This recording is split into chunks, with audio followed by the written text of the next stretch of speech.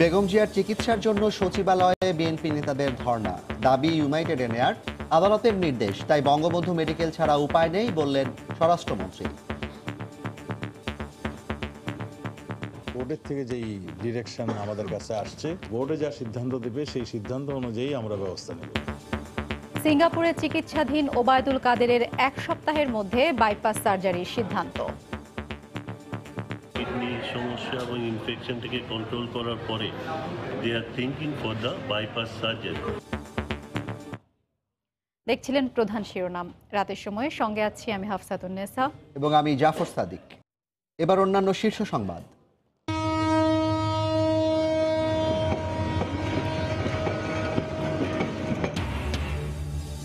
রেলের উন্নয়নে নজর সরকারের, গুরুত্ব পাবে নদীপথ, আর নতুন মহাসড়ক নয় একনেক সভায় প্রধানমন্ত্রী। অব্যবস্থাপনায় ক্ষোভ রেলমন্ত্রীর, 1 মাসের আলটিমেটাম।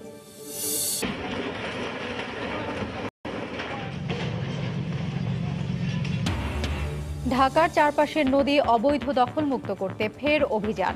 ৮৮টি স্থাপনা উচ্ছেদ, পাশাপাশি চলবে খনন কাজ, ছাড় পাবে না কেউ।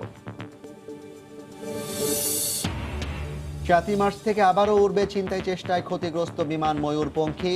এপ্রিল থেকে বহরে যুক্ত হচ্ছে আরো 2টি বোয়িং। 1 মে থেকে গুয়াংজু ফ্লাইট চালু। নিরপরাধ জাহালমকে জেল খাটানোর ঘটনায় প্রধান অভিযুক্ত সোনালী ব্যাংকের কর্মচারী মাইনুল দায় এড়াতে পারে না দুদকও, দাবি আইনজীবীর। এবং পোশাক শিল্পে অসন্তোষের পর 11,000-এর বেশি শ্রমিক ছাঁটাইয়ের অভিযোগ, প্রতিবাদে মানববন্ধন। আইন অনুযায়ী চাকরিচ্যুত 4,000 বলছে মালিক পক্ষ।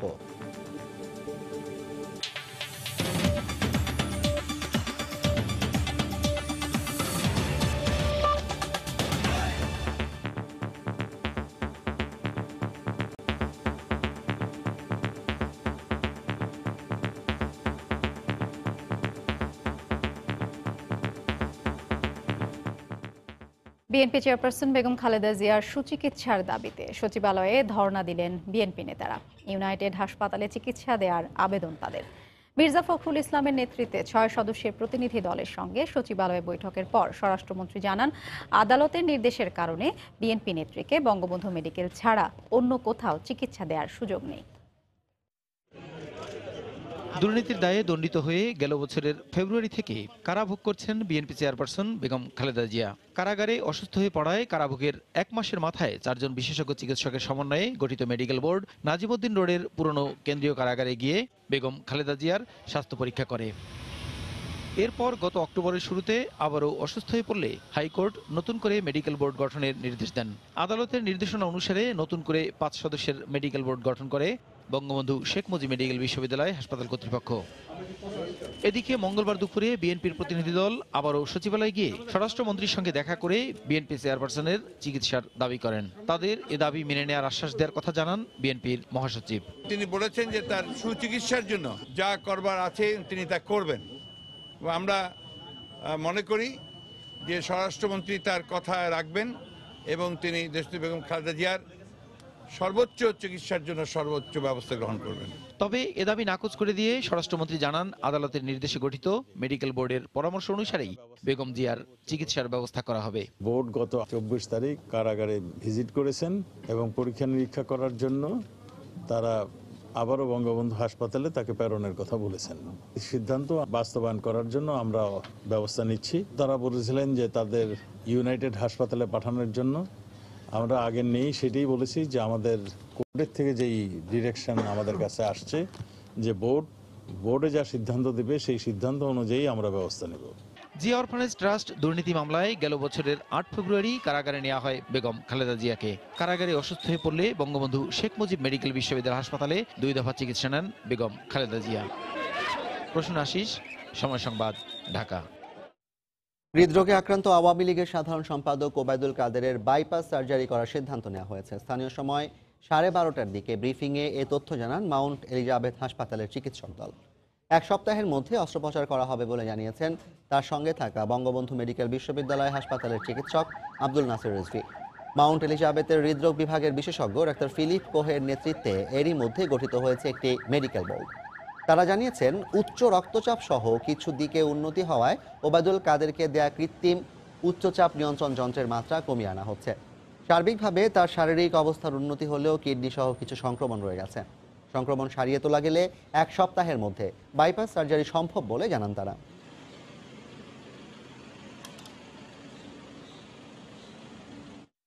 এখন তার অবস্থা মোটামুটি স্টেবল আছে, কিন্তু তার কিডনিতে একটু সমস্যা আছে এবং তার কিছু ইনফেকশন আছে, এবং তারা চিন্তা করছে আগামী কয়েকদিনের ভিতর এই কিডনির সমস্যা এবং ইনফেকশনটাকে কন্ট্রোল করার পরে they are thinking for the bypass surgery. এবং বর্তমানে তার অবস্থা আগে থেকে ক্রমেই উন্নতির দিকে যাচ্ছে। বাকিটা এখন দেশবাসীর কাছে আমরা দোয়া প্রার্থী। প্রধানমন্ত্রী শেখ হাসিনা বলেছেন, নতুন করে আর কোনো মহাসড়কের অনুমোদন নয়, বরং নজর দিতে হবে রেল ও জলপথের উন্নয়নে। সকালে জাতীয় অর্থনৈতিক পরিষদের নির্বাহী কমিটির বৈঠকে তিনি এমন নির্দেশনা দেন। সভায় ঢাকা দক্ষিণ সিটি কর্পোরেশনের উন্নয়ন প্রকল্প বাস্তবায়নে ঐতিহ্য সংরক্ষণেরও নির্দেশ দেন তিনি। সভা শেষে প্রধানমন্ত্রীর বিভিন্ন নির্দেশনা তুলে ধরেন পরিকল্পনা মন্ত্রী। রাজধানীর সঙ্গে দেশের বিভিন্ন জেলা ও আঞ্চলিক যোগাযোগের পরিসংখ্যান হিসেবে সারা দেশে মহাসড়কের পরিমাণ প্রায় 22,000 কিলোমিটার। অভ্যন্তরীণ যোগাযোগে গুরুত্বপূর্ণ ভূমিকা রাখা 6টি মহাসড়ক শেষ 10 বছরে উন্নীত হয়েছে 4 লেনে, যা বাংলাদেশের ক্রমবর্ধমান উন্নতিরই স্মারক। নজর এবার একটু অন্যদিকে। সরকার চায় না নতুন করে আর কোনো মহাসড়ক তৈরি করতে, এর চেয়ে বরং অধিক নজর রেলপথ আর জলপথের সমন্বয়ে। আর তা বাস্তবায়নে দ্রুত পদক্ষেপ নিতে মঙ্গলবার এনইসিতে অনুষ্ঠিত একনেক সভায় কমিটির সদস্যদের প্রতি নির্দেশ দিয়েছেন প্রধানমন্ত্রী শেখ হাসিনা। মাননীয় প্রধানমন্ত্রী বলছেন, বেশ সড়ক আমরা করেছি, বাদ দিচ্ছি না, রেলটাকে আরো জোর দেন। সমন্বিত একটা জাতীয় গ্রিড হওয়া উচিত। Rail, road, water including air, এটা সম্ভব। টেকনোলজি আছে। পুরনো দিনের পুকুর যেগুলো এখনো বেঁচে আছে, তাই কোনো মতে এদেরকে বাঁচান। জলাশয় যেগুলো আছে রক্ষা করে এই যে ঢাকা শহরের প্রকল্প যেটা তিনি অনুমোদন করলেন, সেটাকে এই দিকে নজর দেওয়ার জন্য তিনি জোর দিয়েছেন। নতুন সরকারের চতুর্থ সভায় 6,276 কোটি টাকা ব্যয়ের 8টি প্রকল্পের অনুমোদন দিয়েছে একনেক। সভায় অনুমোদন দেওয়া হয়েছে 2,500 কোটি টাকার জাপানি অর্থনৈতিক অঞ্চল ও প্রায় 900 কোটি টাকা ব্যয়ের ঢাকা দক্ষিণের 8টি অঞ্চলের উন্নয়ন প্রকল্প। সেই জাপানিদের জন্য বিশেষ করে একটি অর্থনৈতিক অঞ্চল করা হবে নারায়ণগঞ্জ জেলার 2,500-এ। আমাদের নিজস্ব 450 কোটি টাকা ধরতে পারেন কম বেশি, আর জাপানিদের প্রায় 2200 কোটি টাকার মতো। ফেব্রুয়ারিতে গড় মূল্যস্ফীতি 5.47% উল্লেখ করে সংবাদ সম্মেলনে পরিকল্পনা মন্ত্রী জানান, প্রকল্প বাস্তবায়নে খরচ কমানোর সঙ্গে গুণগত মান নিশ্চিতে ছাড় দেবে না সরকার। জুবায়ের ফয়সাল, সময় সংবাদ, ঢাকা। এদিকে কমলাপুর রেল স্টেশন পরিদর্শন করে রেলমন্ত্রী বলেছেন, নানা অব্যবস্থাপনায় জর্জরিত এই খাত।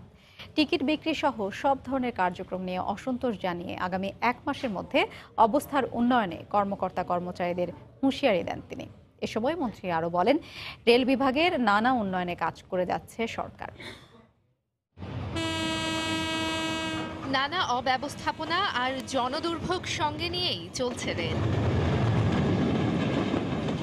গত 8 বছরে প্রায় 65,000 কোটি টাকা বরাদ্দ থাকলেও রেলের সেবার মান পৌঁছাতে পারেনি কাঙ্ক্ষিত পর্যায়ে। টিকিট কালোবাজারি, শিডিউল বিপর্যয়, জমি দখল সহ নানা অব্যবস্থাপনায় জর্জরিত এই খাত। মঙ্গলবার সকালে কমলাপুর রেল স্টেশন পরিদর্শন শেষে রেলের অব্যবস্থাপনা নিয়ে ক্ষোভ প্রকাশ করেন মন্ত্রী। বহু অব্যবস্থা আপনারা বলতে পারবেন, এবং আমাদের প্যাসেঞ্জার সার্ভিস থেকে শুরু করে টিকেটিং ব্যবস্থা, আমাদের রেলওয়ের যে সময়, আমাদের যে আমার তথ্য প্রযুক্তির যে ব্যবহার, প্রতিটা ক্ষেত্রে আমাদের অনেক কিছুতে ঘাটতি আছে। আগামী 1 মাসের মধ্যে সার্বিক ব্যবস্থাপনা উন্নয়নে কর্মকর্তা কর্মচারীদের সময় বেঁধে দেন তিনি। আগামী 1 মাস পরে, অর্থাৎ আজকে 5 তারিখ, 5ই মার্চ, আগামী 5ই এপ্রিল আমি আবার এই রেল স্টেশনে ভিজিটে আসবো। এর ভিতরে যদি আপনারা এই জিনিসগুলো ইমপ্রুভ করতে না পারেন, তাহলে যারা যারা দায়িত্বে আছেন তাদের বিরুদ্ধে অন্তপক্ষে আমরা ব্যবস্থা গ্রহণ করব।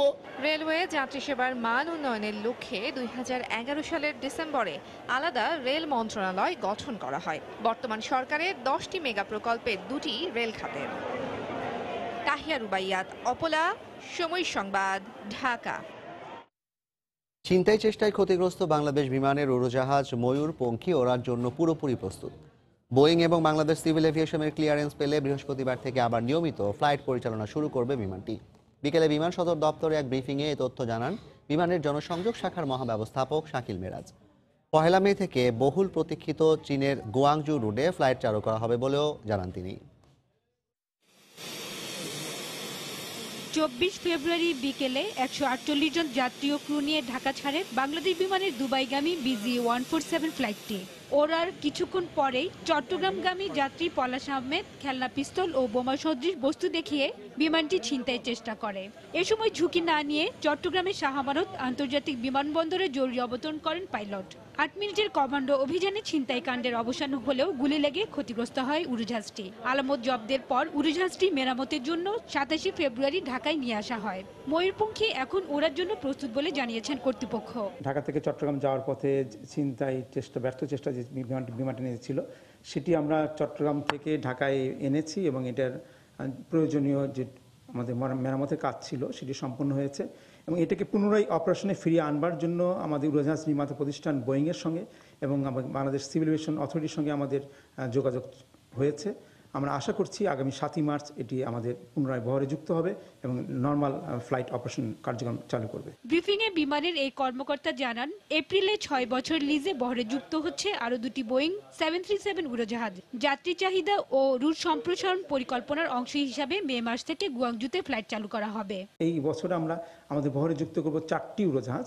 জাহাজের সংখ্যা যেমন বৃদ্ধি করছি পাশাপাশি আমাদের নেটওয়ার্কটাকে আর সম্প্রসারণ করার উদ্যোগ আমরা নিয়েছি, যার প্রথম অংশ হিসেবে যারা আমরা আগামী 1 মে ঢাকা থেকে গুয়াংজু আমাদের উদ্বোধনী ফ্লাইটটি হবে। প্রোভাইডেড দ্যাট গণচীনের সরকারের কাছ থেকে আমাদের বিমানের ফ্লাইট পরিচালনার জন্য যে প্রয়োজনীয় অনুমতিগুলো দরকার সেগুলো আমরা যদি এই সময় আমরা পেয়ে যাই, আমরা আশা করছি এমন পলামের বেশ আগে আমরা পেয়ে যাব। চলতি বছরের সেপ্টেম্বরে বিমানের বহরে আরও 2টি ড্রিম লাইনার যুক্ত হলে লন্ডন রুটে সপ্তাহে 7 দিন ফ্লাইট পরিচালনা করা হবে বলেও জানান তিনি। হাজারের শিউলি, সময় সংবাদ, ঢাকা। রাতের সময় আরও থাকছে। ঠাকুরগাঁওয়ে একই পরিবারের 5 সদস্যের মৃত্যুর কারণ এখনও স্পষ্ট নয়। নিপাহ ভাইরাস বলা হলেও সংক্রমণের কারণ নিয়ে ব্যাখ্যা নেই IEDCR এর কাছে।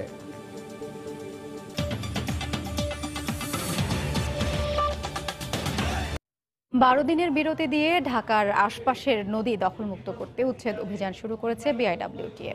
সকালে বুড়িগঙ্গা পাড়ের বসিলা সেতু এলাকা থেকে কার্যক্রম শুরু হয়। 28টি পাকা ভবন সহ 88টি অবৈধ স্থাপনার পাশাপাশি আলোচিত মধু সিটি হাউজিংয়েও উচ্ছেদ চালানো হয়। এবার নদী পুনরুদ্ধারের পাশাপাশি খনন কাজও চলবে বলে জানান BIWTA এর কর্মকর্তারা। একের পর এক গুড়িয়ে দেয়া হচ্ছে বহুতল ভবন থেকে শুরু করে সব স্থাপনা, যা নদীর জায়গায় অবৈধভাবে গড়ে তোলা হয়েছিল।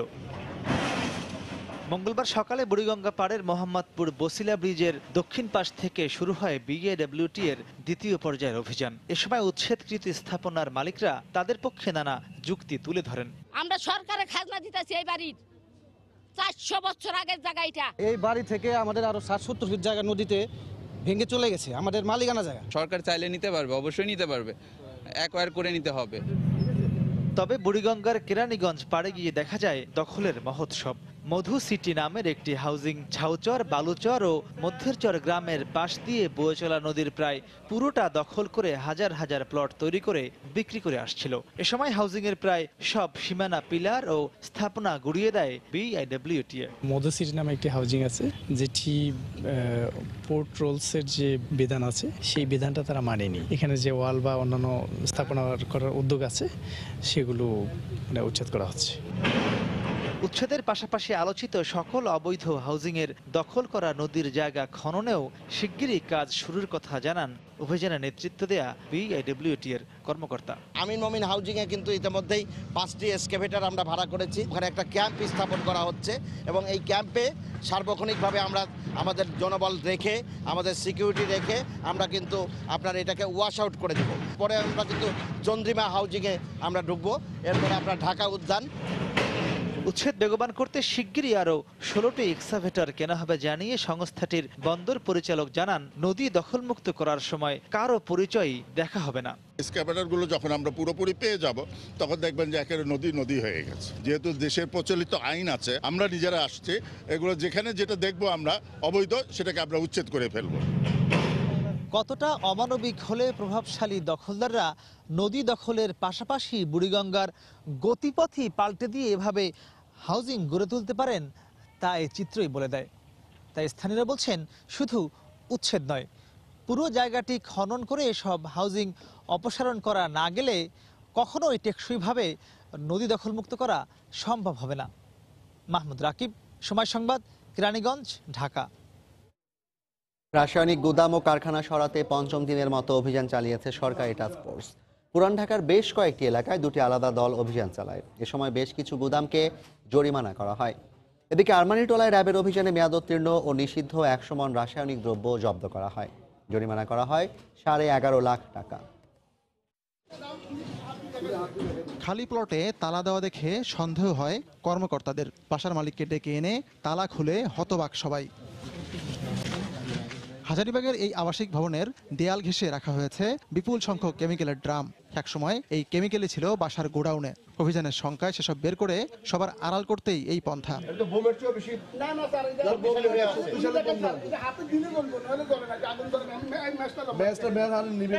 যদিও মালিকের দাবি এগুলো দাহ্য নয়, তাই শুরুতে সবাইকে বোঝানোর চেষ্টা করলেও পরে কেমিক্যাল সরাতে রাজি হন তিনি। আমরা নিজেদের সেফটিতে আমরা বুঝি, সুতরাং আমাদের সেফটির বাইরে কোনো কিছু নাই, আমরা মনে করি এটা না। তারপরে ওনারা বলছে আমরা সরাই নিয়ে যাচ্ছি। মালিককে কেমিক্যাল সরাতে একদিনের সময় দেয় টাস্কফোর্স। চারিদিকে দেখেন কি সুউচ্চ আবাসিক ভবন, এর মাঝখানে একটি খালি প্লট। এই খালি প্লটের মধ্যে প্রচুর কেমিক্যাল ভর্তি ড্রাম দেখে আমার দৃষ্টি আকৃষ্ট হয়। গেট খোলার পর ওই কর্নারটাতে হিউজ পরিমাণ দেখতে পেলাম, যেটা ফ্লেমেবল। প্লটের ওনারা অনুতপ্ত প্রকাশ করলেন এবং একদিন সময় চেয়েছেন এগুলো সরিয়ে নেওয়ার জন্য। হাজারীবাগ ছাড়াও অভিযান চালানো হয়েছে পুরান ঢাকার উর্দু রোড সহ বেশ কয়েকটি এলাকায়। সে সময় বাসার ভেতর গোডাউন বা কারখানা থাকায় প্রতিষ্ঠানগুলোর সেবা সংস্থার সংযোগ বিচ্ছিন্ন করা হয়। যদিও ব্যবসায়ীরা সরে যেতে আরও সময় চেয়েছেন। অভিযান চালালে হয়তো ব্যবসায়ীরা সরে যেতে বাধ্য হবে, কিন্তু ঝুঁকিটা কিন্তু থেকে যাবে। কাজে ঝুঁকি মুক্তভাবে করতে হলে কিন্তু একটা নির্দিষ্ট জায়গায় সবাইকে অকিপাই করতে হবে। তারা বলেছেন তালিকাভুক্ত দাহ্য কেমিক্যাল ছাড়া অন্যগুলো যাতে না সরানো হয়, কিন্তু কর্মকর্তারা বলছেন মানুষের আবাসস্থল নিরাপদ করতে যা করণীয় তাই করছেন তারা। যদি কোনো ব্যক্তি সরকারি আদেশ না মানেন বা নিয়ম নীতি না মানেন, তাহলে আমরা কিন্তু কঠোর হস্তে এটা ব্যবস্থা নেব। কারণ আমরা কোনোভাবেই চাই না আর কোনো মায়ের বুক খালি হোক, আর কোনো ধরনের চুরি হাট্টা ঘটনা ঘটুক বা নিমতলি ঘটনা ঘটুক। অভিযান চলবে 1 এপ্রিল পর্যন্ত। আতিকুর রহমান তামাল, সময় সংবাদ, ঢাকা। সংসদে না গেলে আবারও ভুল করবে জাতীয় ঐক্যফ্রন্ট। গণতন্ত্রের স্বার্থেই তাদের সংসদে যাওয়া উচিত বলে মন্তব্য করেছেন আওয়ামী লীগ নেতারা। দুপুরে জাতীয় প্রেস ক্লাবে আওয়ামী লীগের সাবেক সাধারণ সম্পাদক আব্দুল জলিলের স্মরণ সভায় একথা বলেন তারা। ভোটারদের প্রতি দায়বদ্ধতা থেকে আপনারা সংসদে আসুন, শপথ গ্রহণ করুন, সংসদে এসে আপনার কথা বলুন। মাননীয় প্রধানমন্ত্রী বলেছেন যত কথা আছে সংসদে বলুন, যত সমালোচনা আসে করুন। আপনারা যেভাবে আমাদের মাইক বন্ধ করে দিয়েছেন, আপনারা যখন সরকারে ছিলেন বিরোধী দলকে কথা বলতে দেন নাই, মাইক বন্ধ করে দিয়েছেন, এই আচরণ ইনশাল্লাহ বর্তমান সরকার করবেন না। এই প্রতিশ্রুতি আপনাদেরকে মাননীয় প্রধানমন্ত্রী দিয়েছেন। আমরা চাই শক্তিশালী বিরোধী দল হোক, পার্লামেন্টে থাকুক, বিরোধী দলের মাঠে তারা কাজ করুক। আমাদের বিরোধী দল থেকেই লড়াই করে 96 সালে পার্লামেন্টে কাঁপিয়ে দিয়ে 100 পদত্যাগ করে এসে মাঠ গরম করে রাজনীতির উত্তাপ সৃষ্টি করে আমরা ক্ষমতায় গিয়েছিলাম। এখনো বলি পার্লামেন্টে আসেন, কথা বলেন এবং আমাদের ভুল ধরিয়ে দেন। আমরা চাই শক্তিশালী বিরোধী দল থাকুক পার্লামেন্ট। ভোটের দিন যত ঘনিয়ে আসছে তত জমে উঠছে ডাকসু নির্বাচনের প্রচারণা। আজও সকাল থেকে শিক্ষার্থীদের কাছে গিয়ে ভোট চাচ্ছেন বিভিন্ন প্যানেলের প্রার্থীরা, দিচ্ছেন নানা প্রতিশ্রুতি। ছাত্রলীগ হলগুলোতে সভার মাধ্যমে তুলে ধরছে তাদের প্যানেল পরিচিতি। অন্য সংগঠনগুলো একাডেমিক ভবন, আশপাশ ও গ্রন্থাগারের সামনে লিফলেট বিতরণ করছে। স্বতন্ত্র প্রার্থীরাও নানা রকম অভিনব পদ্ধতিতে ভোটারদের আকৃষ্ট করছেন। সামাজিক যোগাযোগ মাধ্যমেও জমে উঠেছে প্রচারণা। আগামী 11 মার্চ অনুষ্ঠিত হবে ডাকসু নির্বাচন।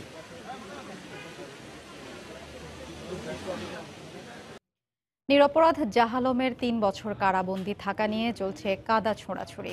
দুদক বলছে এ ঘটনায় তাদের কোনো দায় নেই।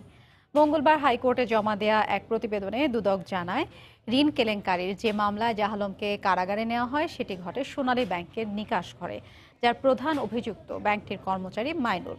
জাহালমের আইনজীবী বলছেন দুদকও দায় এড়াতে পারে না। দুদকের ২৬ মামলায় নিরপরাধ জাহালমকে ৩ বছর জেল খাটানোর ১ মাসের মাথায় দায় এড়াতে চায় দুদক। সোনালী বাংলাদেশ ব্যাংক সহ ৫টি ব্যাংকের উপর দায় চাপিয়ে দুদক বলছে, ব্যাংকগুলোর তথ্যপত্রের ভিত্তিতে জাহালমের বিরুদ্ধে অভিযোগপত্র দিয়েছিল সংস্থাটি, ফলে দুদকের কোনো দায় নেই। দুর্নীতি দমন কমিশন সেই চার্জশিটে দিয়েছে সোনালী ব্যাংকের তথ্যপত্রের ভিত্তিতে, তার ইনকোয়ারি রিপোর্টের উপর বেসিস করে এবং বাংলাদেশ ব্যাংকের ইনকোয়ারি রিপোর্টের উপর বেসিস করে। বাংলাদেশ ব্যাংকের মতো একটা সেন্ট্রাল ব্যাংক এবং সোনালী ব্যাংকের মতো একটা সরকারি ব্যাংক যখন আমাকে কিছু তথ্যপত্র পাঠাবে, অবশ্যই সেটা আমাকে কগনিজেন্সে নিতে হবে এবং সেটার ভ্যালিডিটি নিয়ে, লিগালিটি নিয়ে প্রশ্ন উঠানোর দুদকের কোনো আইনগত এখতিয়ার নেই। আমাদের দায় বলতে যদি বোঝেন এইটাই, আমরা তথ্যপত্র সোনালী ব্যাংক, বাংলাদেশ ব্যাংক তার রিপোর্টের ভিত্তিতেই আমরা এটা দাখিল করেছি। মঙ্গলবার হাইকোর্টে দাখিল করা এক প্রতিবেদনে দুদক আরও জানায়, ঋণ কেলেঙ্কারির যে মামলায় জাহালমকে কারাগারে নেওয়া হয়, এই ঘটনাটি সাজিয়েছেন সোনালী ব্যাংকের কর্মচারী মাইনুল। যে ঘটনাটি ঘটে সোনালী ব্যাংকের নিকাশ ঘরে। জাহালমের আইনজীবী বলছেন, এক্ষেত্রেও দুদকও দায় এড়াতে পারে না। জাহালম আবু সালেক নয়, তাদের অ্যাপ্লিকেশন থেকে এটি অ্যাডমিটেড এবং ঘটনার প্রেক্ষিতে এটি বোঝা যাচ্ছে যে তারা এটি স্বীকার করে নিচ্ছেন। এখন এরকম একটি পরিস্থিতিতে শুধুমাত্র ব্যাংকের রিপোর্টের উপরে নির্ভর করে তাকে এই মামলাতে আসামি করা, এটি কতটুকু সঠিক হয়েছে সেটি আসলে আদালত দুদক কর্তৃক যে দাখিলকৃত প্রতিবেদন আছে সেটি বিবেচনা করে দেখে তারপরে সিদ্ধান্ত প্রদান করতে পারবেন। তবে দুদক নাকি ব্যাংক দায়ী সে বিষয়টি নির্ধারণ করবেন উচ্চ আদালত। ক্ষতিপূরণের বিষয়টিও নির্ধারণ হবে আদালতে। হাইকোর্টের নির্দেশে গত ৪ ফেব্রুয়ারি কারামুক্ত হন নিরপরাধ জাহালম। তার বিরুদ্ধে হওয়া সব মামলা বাতিলেরও উদ্যোগ নেয় দুদক। আফজাল হোসেন, সময় সংবাদ, ঢাকা। ঠাকুরগাঁওয়ের বালিয়াডাঙ্গিতে একই পরিবারের ৫ সদস্যের মৃত্যুর কারণ এখনও স্পষ্ট হয়নি, যদিও রোগতত্ত্ব, রোগ নিয়ন্ত্রণ ও গবেষণা ইনস্টিটিউট IEDCR বলছে নিপাহ ভাইরাসে আক্রান্ত হয়ে তাদের মৃত্যু হয়েছে। সংক্রমণের কারণ ব্যাখ্যা করেনি তারা। জেলা স্বাস্থ্য বিভাগও স্বীকার করেছে নিপাহ ভাইরাস কিভাবে ছড়ালো তা নিয়ে কোনো স্পষ্ট ধারণা নেই তাদের। রতন সরকারের রিপোর্ট। 15 দিনে অজানা রোগে একই পরিবারের 5 সদস্যের মৃত্যু আতঙ্ক সৃষ্টি করে বালিয়াডাঙ্গি উপজেলার সীমান্ত গ্রাম মরিচপাড়া সহ পুরো অঞ্চলে। জেলা স্বাস্থ্য বিভাগ গ্রামবাসীকে সচেতন করতে সার্বক্ষণিক মেডিকেল টিম পাঠায় ওই গ্রামে, কিন্তু টিম লিডার স্বাস্থ্য পরিদর্শক মিজানুর রহমানের কথাতেই তন্ত্রমন্ত্র আর ভূত প্রেতের বিশ্বাস। ইনারা যেটা বলতেছে যে এটা কিছুটা কবিরাজ বা মাহাতের ব্যাপারে চলতেছে, সন্দেহ করা যাইতে পারে, কারণ এটা যেহেতু বলতেছে এটা তদন্ত দরকার।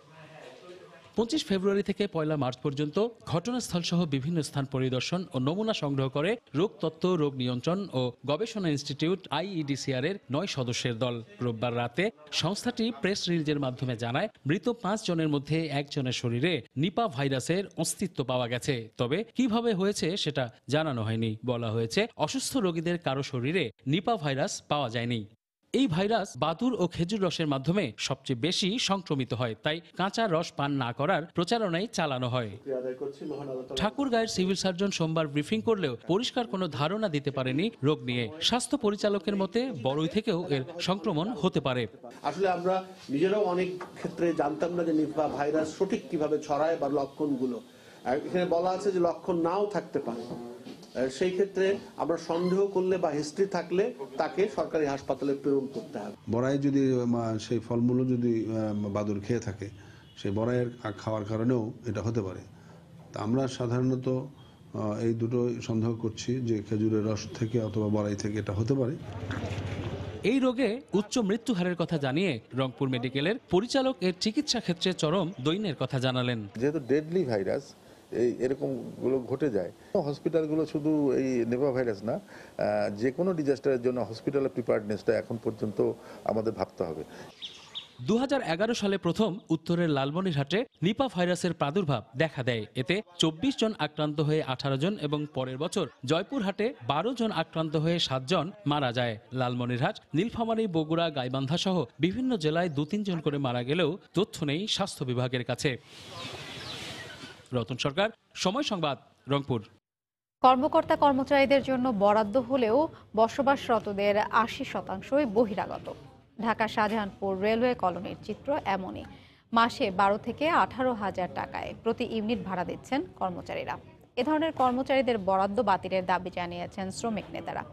নাজমুস সালেহীর 3 পর্বের ধারাবাহিকের আজ শেষ পর্ব। ক্যামেরায় ছিলেন খলিলুর রহমান। শাহজাহানপুর রেল কলোনিতে ঢুকতেই অলিগলি রাস্তাঘাটের দেয়াল জুড়ে বাড়ি ভাড়ার এমন বিজ্ঞাপন চোখে পড়বে খুব সহজে। শত শত পোস্টারের সবকটি বিজ্ঞাপনই শাহজাহানপুর রেল কলোনির সরকারি বাসাকে ঘিরে। ভাড়া নিতে আগ্রহী সেজে এই প্রতিবেদক যোগাযোগ করেন পোস্টারে দেয়া একটি মোবাইল নাম্বারে। টুলেট দেখলাম, যে কারণে ফোন দিলাম। আচ্ছা, হ্যাঁ, রুম ভাড়া হবে, ছোট একটা রুম।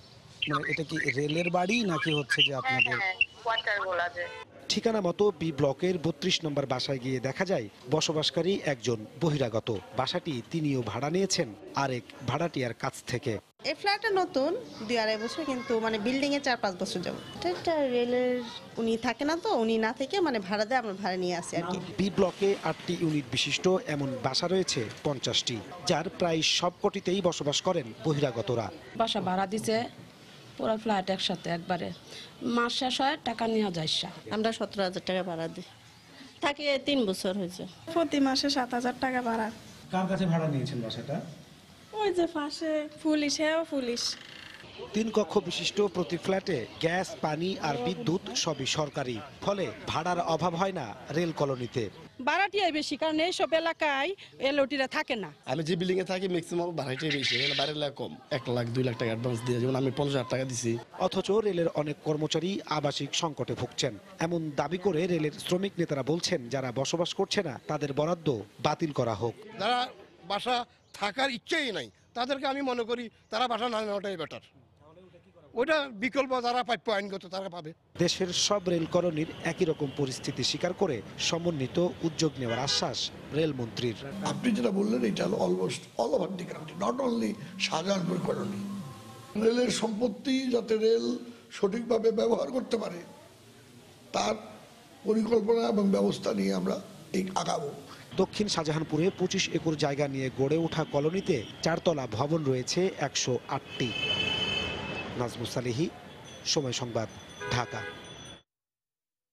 পোশাক শিল্পে অসন্তোষের পর কতজন শ্রমিক চাকরিচ্যুত হয়েছেন তার হিসাব নিয়ে শ্রমিক ও মালিক পক্ষে রয়েছে ভিন্ন মত। মালিক পক্ষ বলছে শ্রম আইন মেনে 4,000-এর বেশি শ্রমিক ছাঁটাই হয়নি, তবে শ্রমিক পক্ষের দাবি এ সংখ্যা 11,000-এর বেশি। সংখ্যা যাই হোক, অহেতুক যেন কেউ চাকরি না হারায় এমন দাবি শ্রমিকদের।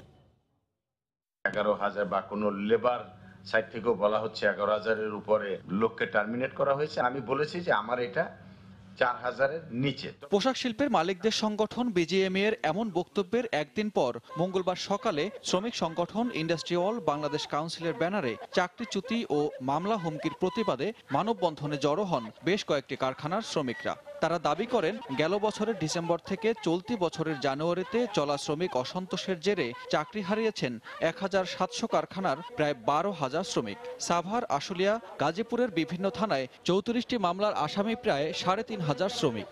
মানববন্ধনে আসা শ্রমিকদের দাবি, কারখানায় ভাঙচুর বা আইন বিরোধী কোনো কাজে জড়িত না হয়েও হঠাৎ করেই চাকরি হারিয়েছেন তারা। মেটানো হয়নি শ্রমিক আইন অনুযায়ী পাওনাও।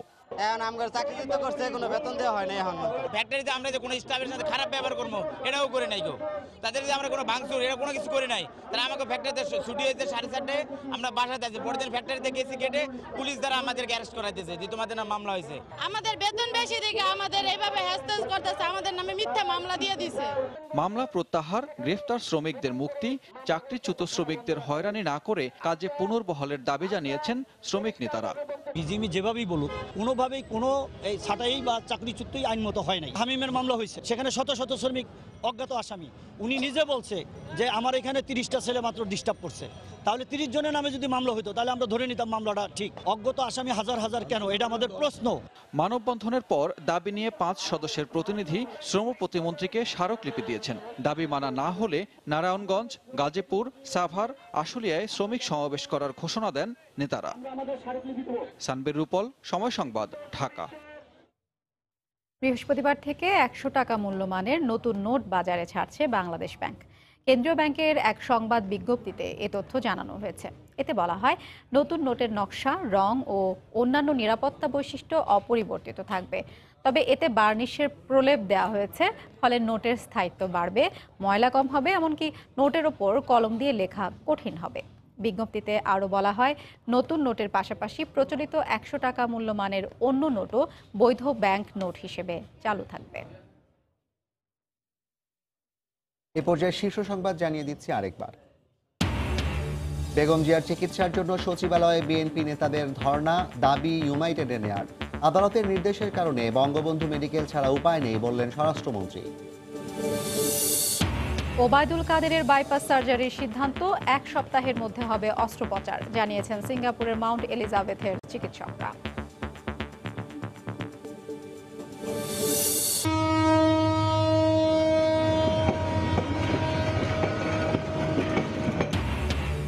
রেলের উন্নয়নে নজর সরকারের, গুরুত্ব পাবে নদীপথ আর নতুন মহাসড়ক নয়, একনেক সভায় প্রধানমন্ত্রী।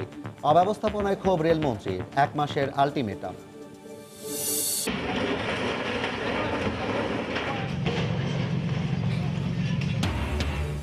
ঢাকার চারপাশের নদী অবৈধ দখলমুক্ত করতে ফের অভিযান, ৮৮টি স্থাপনা উচ্ছেদ, পাশাপাশি চলবে খনন কাজ, ছাড় পাবে না কেউ। এবং 7ই মার্চ থেকে আবারও উড়বে ছিনতাই চেষ্টায় ক্ষতিগ্রস্ত বিমান ময়ূরপঙ্খী। এপ্রিল থেকে বহরে যুক্ত হচ্ছে আরও 2টি বোয়িং। 1 মে থেকে গুয়াংজু ফ্লাইট চালু। এই ছিল রাতের সময়। আপনার মোবাইলে সময় সংবাদ দেখতে এবং সব খবর পেতে ডাউনলোড করুন সময় অ্যাপ। সঙ্গে থাকুন সময়।